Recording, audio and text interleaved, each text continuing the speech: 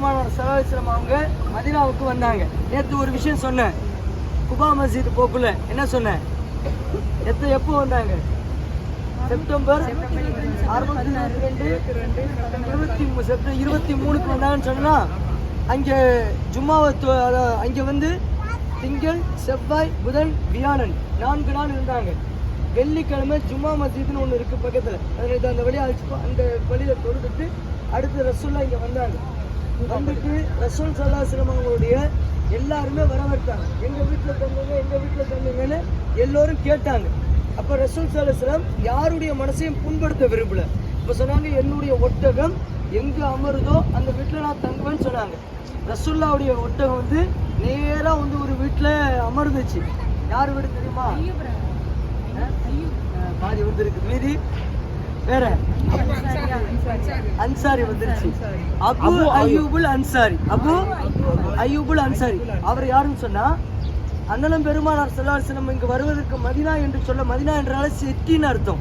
மதீனாவிற்கு முன்பு இந்த மதீனாவிற்கு பேரு எஸ்ரிப்னு அர்த்தம். என் பேரு எஸ்ரிப்னு பேர் இருந்துச்சு. இதுக்கு பேரு எஸ்ரிப் தான். அந்த காலத்துல ஒரு பாதிரியார், மிகச்சிறந்த பாதிரியார் இருந்தா, அவர் ரசூலுடைய வருகையை பற்றி சுப செய்தி சொன்னார்.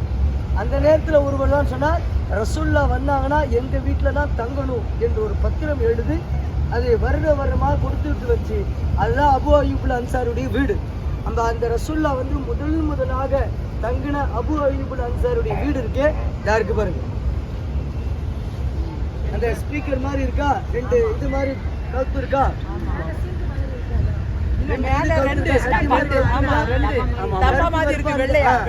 வெள்ளையா இருக்கா, அதுதான்.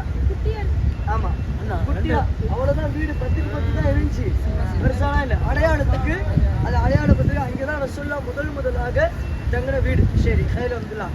அடுத்ததாக நம்ம இப்ப எங்கெங்க போறோம்? சரி, ரவுலானா என்ன? மஸ்ஜித் நபவி. எல்லாத்துக்கும் மஸ்ஜித் நபவி. ரவுலானா என்ன? ரவுலானா சொர்க்கத்துண்டுன்னு அர்த்தம், பூஞ்சோலைன்னு அர்த்தம். ரவுலானா என்னது? பூஞ்சோலைன்னு அர்த்தம். சரியா? இப்போ நீங்க போறது சாதாரண இடத்துக்கு இல்லை, எல்லாமே அதுக்கு தான் துடிக்கிறாங்க. என்ன செய்வாங்க? எப்போன்னு ஏங்கிட்டு இருக்கோமே, சொர்க்கத்துண்டுக்கு போறோம். ரசூல்லா சொன்னாங்க, யார் இந்த சொர்க்கத்துள்ள தொழுகிறாங்களோ அந்த சொர்க்கத்தில் தொழுவை போன்று.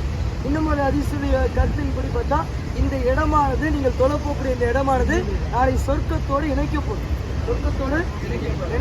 அப்படிப்பட்ட இடத்துல நாம போய் என்ன செய்ய போறோம்? தொழ போறோம். இதுக்கு தொழ போறதுக்கு முன்னாடி இன்ஷா தொழுதுட்டு நபி ஸல்லல்லாஹு அலைஹி வஸல்லம் மாபைன பைத்தி வ மெம்பரி ரவுலத்தும் ரியால் ஜன்னா, என்னுடைய வீட்டுக்கும் ரசூலுல்லாஹ்வுடைய வீட்டுக்கும் அதே போன்ற மெம்பருக்கு இடைப்பட்ட இடம் இருக்கு, இது சொர்க்கத்துடைய பூங்கா என்றார்கள். சொர்க்கத்திலிருந்து ஒரு சொர்க்கத்துடைய பூங்கா என்று சொன்னார்கள். அப்படிப்பட்ட இடத்துக்கு தான் என்ன செய்யுங்க, அல்லாஹ் தஆலா தௌஃபீக் கொடுத்துருக்கா. முழுமையான முறையில் எல்லோரும் உள்ளா போகணும். உங்களுடைய துவாக்கள் தான் கிடைக்குமா கிடைக்காத அந்த பொழுது அவங்களுக்கு சொன்ன துவா செய்கிறவங்க அல்லாஹ் கிடைக்க வச்சிருக்கான். எல்லாருக்கும் கிடைக்கணும் இந்த வாய்ப்பு, ஆண்களுக்கும் கிடைக்கணும். உள்ள போய் துவா செஞ்சுருவாங்க இன்ஷா அல்லாஹ். சொல்றேன், ஒன்னா சொல்றேன். இன்ஷா அல்லாஹ் போயிட்டு என்ன செய்யணும்? ஹாஜத்து நஃபில் தஹியத்துல் மஸ்ஜித் என்ற காய் தொழுதுங்க. ஹாஜத்து நஃபில் எந்த தொழுகை வேணாலும் உள்ள தொழுவோம். ஹாஜி அல்லாஹ்வுடைய கிருபையில ஃபர்லே கிடைச்சிச்சு இன்னைக்கு ஃபஜ்ர். அது மாதிரி எது கிடைச்சி தஹஜ்ஜுத் தொழுதாங்க, அது மாதிரி எது கிடைச்சிட்டோ அந்த தொழுகை தொழுவாங்க. 2 ரக்காத் தொழணும்.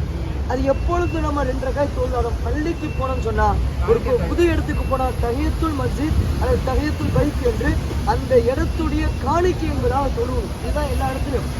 யாரா பொது வீட்டுக்கு போறதப்போ அடுத்து ஹாஜத்துல் நஃபில் நம்முடைய தேவை குறித்து 2 ரக்காத் தொழுவணும். சரியா? ஆட்டோமேட்டிக்காக இங்கே தொழும் பொழுது உங்களுடைய கண்களில் தண்ணீர் வரும். எல்லாருக்காக வேண்டி துவா செய்யுங்க. இதை முயற்சி செய்யக்கூடிய குறிப்பாக சலாம் ஆஜாருக்கு அவங்க தான் பெரிய முயற்சி எடுத்து அனுப்புகிறாங்க, அவங்களுக்காக துவா செய்யுங்க. அது போல் நீங்கள் போவீங்க, முட்டி அடிச்சுட்டு தான் போகணும், கொஞ்சம் கூட்டமாக இருக்குது. ஆமாம், நீங்கள் போயிட்டு சலாம் எப்போ சொல்லணும்? இந்த வரமா ஒன்று சொல்லி அப்போ தொழுவீங்க. தொழுவு முடிச்சோன்னா கூட்டமாக இருக்கும். இந்த பக்கம் பார்த்தீங்கன்னா இருக்கா பச்சை கும்பது, அதுக்கு நேரம் பார்த்தீங்கன்னா பச்சை கலரில் தெரியும். இப்போ நீங்கள் தொழுவுற இடத்துல தூரமாக தான் தெரியும், இந்த பக்கம் பச்சை கலரில் தெரியும். சரியா?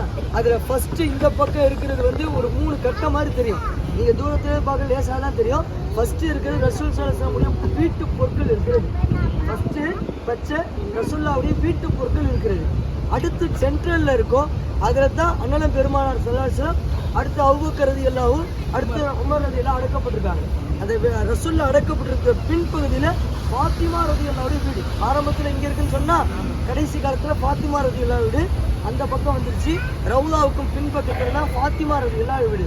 அடுத்து ஒரு கட்டம் இருக்கும் பச்சை கலரில், அது அப்படியே ஒன்றா தான் இருக்கும், இடையில மட்டும் ஒரு சின்ன இது தெரியும். மூணாவது இது ஈசா அலிஸ்லாம் வருவாங்கன்னு கேள்விப்பட்டிருக்குமா? ஈசா அலிஸ்லாம் அவங்க வந்து என்ன செய்வாங்க, அடக்கப்படக்கூடிய இடம், அது காலியாக இருக்கும். இது எதுவுமே வந்து பச்சை இது மட்டும் தான் போட்டிருக்கும், இடங்களுக்கு மென்ஷன் பண்ணுறதுக்காக சொல்கிறேன். அதுக்கு பின்னாடி உங்களுக்கு தெரியாது, பின்பக்கத்தில் தஹஜ்ஜுத் மேடைன்னு இருக்குது, ஆண்கள் பார்ப்போம். தஹஜ்ஜுத் அங்கே தான் சஹாபாக்கள் தொழுது இருக்காங்க.